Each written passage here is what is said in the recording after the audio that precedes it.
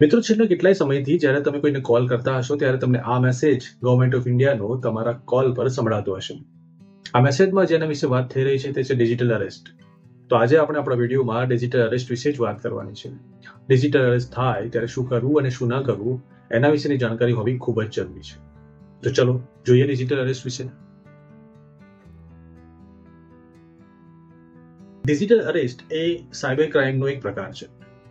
Digital અરેસ્ટમાં જે પણ crime કરનારા લોકો છે એ લોકો કાયદાકીય રીતે અથવા તો કોઈ ગવર્મેન્ટના ઓફિસર હોય એવો ઢોંગ કરે છે, તમને કોલ કરે છે, તમારી સાથે ઓનલાઈન જોડાય છે વિડીયો કોલ દ્વારા અથવા કોઈ પણ સોશિયલ મીડિયાનો ઉપયોગ કરીને, અને તમારા વિરુદ્ધ એક નકલી વોરંટ હોવાનું જણાવે છે, અને એ વોરંટના ડર બતાવીને તમારી જોડેથી એ બેંક ટ્રાન્સફર કરાવે અથવા તો તમારી બેંક ડિટેલ્સ મંગાવે છે.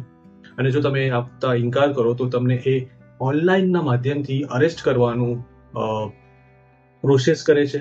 અને આ પ્રોસેસ જેન્યુઇન દેખાય એની માટે એ લોકો જે બેકડ્રોપ યુઝ કરે છે એ પોલીસ સ્ટેશન જેવું અથવા તો કોર્ટ જેવું લાગે એવું કરે છે. એટલે સામાન્ય નાગરિક જો આ વિડીયો જોવે તો એને એવું જ લાગે કે મને પોલીસ તરફથી ફોન આવી રહ્યો છે અથવા તો મને કોઈ વકીલ થ્રુ અથવા તો કોઈ ગવર્મેન્ટના મોટા અધિકારી થ્રુ ફોન આવી રહ્યો છે, અને એના કારણે એ પોતે ગભરાઈ જાય અને જે પ્રમાણે કહેવામાં આવે એ પ્રમાણે કરે.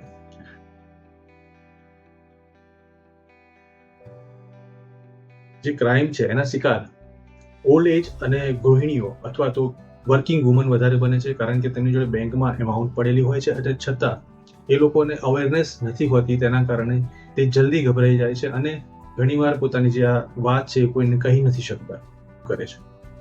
That is called the digital arrest, કે જેની અંદર તમને ઓનલાઈન જે તે ઘરમાં અથવા તો જે તે ઓફિસમાં રહેવાનું સૂચવવામાં આવે છે, કેમેરો બંધ નહીં કરવાનો અને ઓડિયો પણ ચાલુ રાખવાનું એ ટાઈપની સૂચના આપવામાં આવે છે. જો તમે એ સૂચનાનું પાલન નહીં કરો તો તમારા વિરુદ્ધ કાનૂની કાર્યવાહી થશે અથવા તો તમને બહુ મોટો દંડ પણ લાગશે એવું બીક બતાવવામાં આવે છે.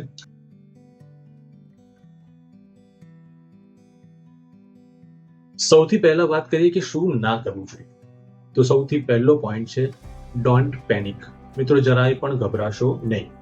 Okay, most of the time તમારી ગભરાહટના લીધે જ વિચારવાની શક્તિ ઓછી થઈ જાય છે, અને વિચારવાની શક્તિ ઓછી થઈ જાય એટલે તમને સામાન્ય બાબત જે આપણને ફ્રોડ પર, એમની મિસ્ટેક પર ધ્યાન આપવા મજબૂર કરે છે એવી બાબતને આપણે ઇગ્નોર કરી દઈએ છીએ. તો ફર્સ્ટ પોઈન્ટ છે કે જ્યારે પણ આવો કોઈ કોલ આવે તો પ્લીઝ ડોન્ટ પેનિક, ગભરાશો નહીં, ઉતાવળ કરશો નહીં. બીજું, never send a money or any information to the scammer. જે પણ સ્કેમ કરનારા લોકો છે એમનાથી ગભરાઈને કોઈ પણ જાતનું મની અને પૈસાનું ટ્રાન્ઝેક્શન ના કરશો અથવા તો કોઈ પણ જાતની બેંક ડિટેલ્સ મોકલશો નહીં.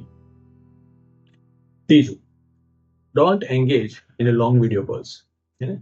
સસ્પિશિયસ વિડીયો કોલ્સમાં એન્ગેજમેન્ટ ઓછું કરી દો. કદાચ કોઈ એવો સસ્પિશિયસ વિડીયો કોલ આવે અને તમારા વિશે બધી ઇન્ફોર્મેશન માંગે તો બની શકે તો વિડીયો કોલ કટ કરી દો, કે તમારા વિશે ભલે ગમે એટલું પૂછે છતાં પણ તમે જણાવો નહીં, એ વિડીયો કોલ ત્યાં કટ કરી દો. ચોથું, ડોન્ટ ટ્રસ્ટ અનવેરિફાઈડ કોલ્સ. પબ્લિક કે ગવર્મેન્ટ કોઈ પણ રીતે કોઈ પણ અનવેરિફાઈડ કોલ્સ તમને આવે તો એની પર ટ્રસ્ટ ના કરશો. તો આ 4 વસ્તુ હતી કે જે તમારે નથી કરવાની. હવે જોઈએ કે જો આવું કંઈક થાય તો તમારે શું કરવું જોઈએ.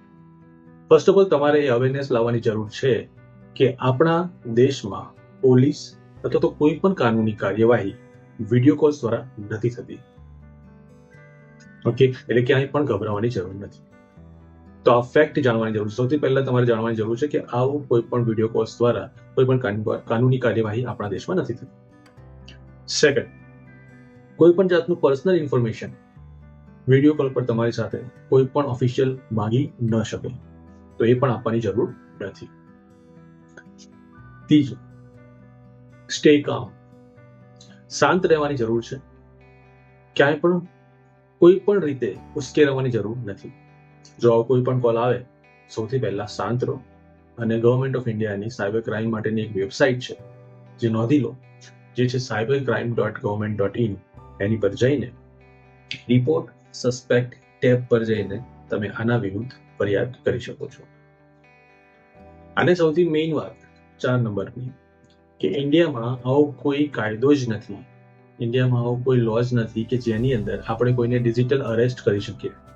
હે ને, કોઈની ધરપકડ ડિજિટલી કરી શકીએ એવો ઇન્ડિયામાં હજુ સુધી કોઈ કાયદો નથી. તો એ પણ તમારે જાણવું જરૂરી છે. સો મિત્રો, આ 4 વસ્તુ છે જે કરવાની છે, અને આગળ આપણે જોઈએ 4 વસ્તુ નથી કરવાની. સો અલ્ટિમેટલી જેટલા તમે અવેર હશો, જેટલા શાંત રહેશો, જેટલો તમારી જોડે ઇન્ફોર્મેશન હશે, એટલા સ્કેમ થવાની સંભાવના ઘટી જશે.